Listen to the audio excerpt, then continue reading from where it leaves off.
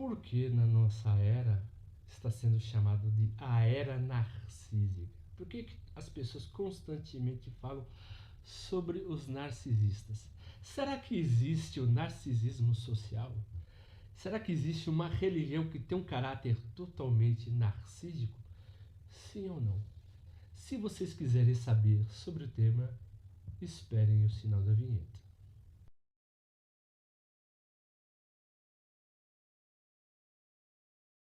Hoje se fala, na verdade, muito em narcisismo, não é? Por que estamos vivendo na era narcísica, na verdade?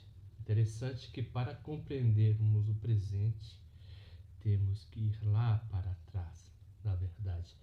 Porque o homem ele é um ser totalmente histórico, né?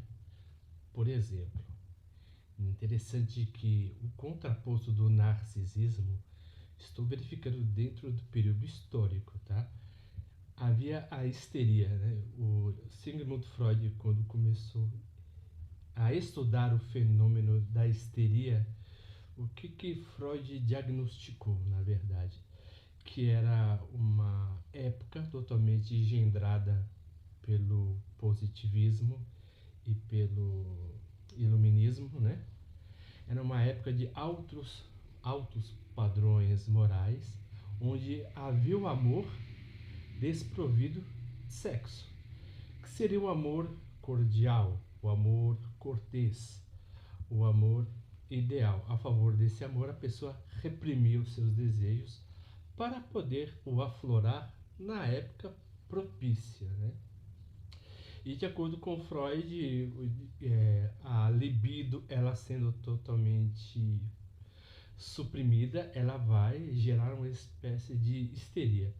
Interessante que num dos primeiros de seus diagnósticos, a histeria era vinculada à mulher, né? Porque a palavra histeria, né, significa útero, né? É, no latim, né? Interessante que Freud, diagnosticando isso, né, não só esse fenômeno começou a ocorrer com mulheres, mas sim com homens. Então, as pessoas tinham uma crise muito grande acerca do valor do homem que o iluminismo e o positivismo criaram. Criaram o homem racional, criaram o homem ideal, criaram o homem moral, né? Entre aspas, o homem perfeito. E as pessoas muitas vezes começaram a entrar em crise, porque tinha uma luta muito grande entre o eu ideal, né, e o eu real. Porque o ser humano ele é propício de todas as paixões, mas a ideologia, como ela tem o poder de dominar o homem, né?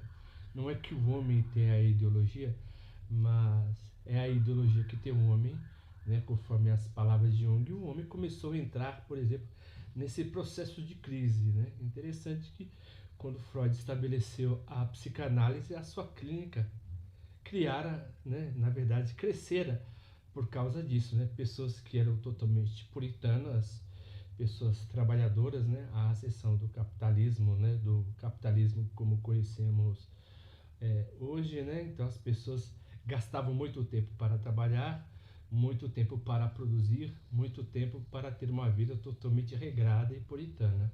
Então com isso as pessoas começaram a fazer o que? A sufocar o id e começou a ter essa espécie de histeria.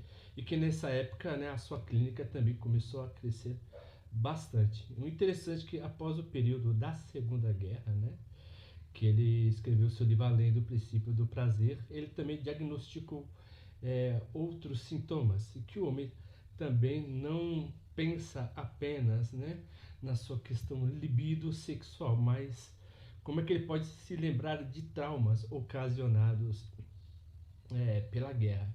Então ele viu que a guerra também causou, né, um outro trauma no ser humano, fazendo o que a pessoa, na verdade, no período da Primeira Guerra, né, na verdade, que as pessoas teriam que, né, servir o que? O ideal do seu país, defender a sua nação. Então essas pessoas abriram mão da sua, vamos dizer assim, né, da sua individualidade a favor de lutar de um ideal, né? o ideal que é maior que o próprio eu, que seria a questão do superego. Então, as pessoas, por exemplo, que sobreviveram, né, ao período da pós-guerra, começou a ter traumas, né? Então, as pessoas acreditavam nessa época que, sendo levado, né, pelo princípio da razão, o homem seria totalmente racional, né, cirúrgico e lógico nos seus pensamentos. E Freud começou a diagnosticar isso, na verdade, que começou, né, ter um grande problema na sociedade a essa época. Então, o homem, olha bem, ele sacrificando todos os seus desejos a favor de um ideal, isso, na verdade, rasgou o seu ego, fez o homem ter a sua crise. Depois teve uma outra onda muito mais para frente, mais ou menos em 1960, né, na Guerra do Vietnã, que teve a Revolução Cultural. Né? O que é isso, a Revolução Cultural? Como a questão da sociedade e dos valores não serviam mais, isso só causou a guerra, né? A pessoa ser engendrada pela razão, pela tecnologia, pela tecnociência, pelo positivismo, pelo iluminismo, apenas criou guerra e o acúmulo de capital, do dinheiro, né, que fez o homem ainda se tornar muito mais individualista. Teve a revolução intelectual na década de 60, de 70, que é o período da Guerra do Vietnã, né? Interessante que nessa época, né, grandes mestres hindus começaram a vir para os Estados Unidos, né, na década de 70. Tem um que tem um nome muito complicado até, Maharapanuda, se eu não me engano o nome dele, né? Então ele começou a vir para os Estados Unidos e começou a solapar essa doutrina, que o ser humano, na verdade, ele tem que abrir mão dos desejos para poder ter uma vida muito mais livre. Mas também teve a cultura hippie, né? Por exemplo, teve a influência da escola de Frankfurt também. Teve um caldo cultural muito grande que fizeram as pessoas abrir mão das tradições e seguir os próprios desejos, né? Então aí a partir da década de 60 e diante começou a era do narcisismo na cultura norte-americana. Mas só que isso também engendrou, na verdade, um outro tipo de problema, né? Por exemplo, as pessoas como vão abrir mão, né, da tradição cristã, né, dos valores e dos ideais que construíram a cultura ocidental, começa a seguir os seus próprios desejos. Mas isso começou a gerar um outro tipo de problema, que é o narcisismo social. Esse narcisismo social são as pessoas que, né, surgiram nessa época, que abriram mão do seu passado histórico, se desvinculam do seu passado e não tem nenhum futuro do qual projetar. Então vamos viver aqui ou agora. Porque o mundo naquela época estava, né, na Guerra do Vietnã. As pessoas estavam pensando até que o mundo ia acabar naquela época. Então houve muito essa revolução cultural, né, nos Estados Unidos. Mas o interessante é que isso também começou a gerar outros problemas, do qual que as pessoas começaram a visitar as clínicas psiquiátricas. Se eu faço tudo que eu tenho vontade, onde é que se estabelece o valor? A partir dessa época começou a nascer a concepção de que o amor é livre, o amor não tem amarra. Então, contrapondo, na verdade, o amor, né, no conceito ocidental, tradicional, em que o amor está vinculado a você a manter um certo tipo de tradição, né? A tradição da família, a tradição do casamento. Então, o amor, a partir da década de 60, 70, começou a ser totalmente invertido. A questão do amor é livre, então começou a nascer a influência do poliamor, né? O amor multifacetado, o amor sem fronteiras, o amor sem barreiras. Mas só que uma pessoa, quando entra, na verdade, verificando a cultura americana, né? Até Christopher Lasch, ele vai falar no seu livro A Cultura do Narcisismo, e quando a pessoa abre mão, na verdade, do seu passado, abre mão do seu histórico, e não tem nenhuma perspectiva acerca do futuro, essa pessoa começa a ter uma crise existencial. Por quê? Porque a mesma não tem mais valores onde se calcar, né? Houve uma hipervalorização, né, da filosofia de Nietzsche acerca do homem ser totalmente livre, né, mediante as obras também de Michel Foucault, né, que já é um pouco mais para frente, né, 70 mais ou menos, e Michel Foucault, Richard Rorty também, que elabora muitas vezes esse conceito, né, por exemplo, que o ser humano é livre, ele não tem que seguir a tradição. Então aí começa a se solapar o conceito de verdade, que não existe não existe a verdade, existe a interpretação. Então, a relação que as pessoas começam a ter, na verdade, com um certo escrito literário, não se baseia mais numa tradição histórico-cultural, mas sim aquilo o que eu entendo dela. Interessante que nessa época, na década de 60 e 70, começou a crescer muito os movimentos pentecostais americanos, né? Interessante que houve uma nova linha de teólogos que seria T.L. Osborne, né? Morris Cerullo também, e também teve Morris Cerullo, T.L. Osborne e Kenneth Hagin também, que se influenciou muito na cultura cristã. E o que eles começaram a pregar? Eles pregam já, por exemplo, uma questão de uma religião que não é mais solapada, né? Não é mais baseada no seu histórico e não tem nenhuma prospecção da volta do Messias, né?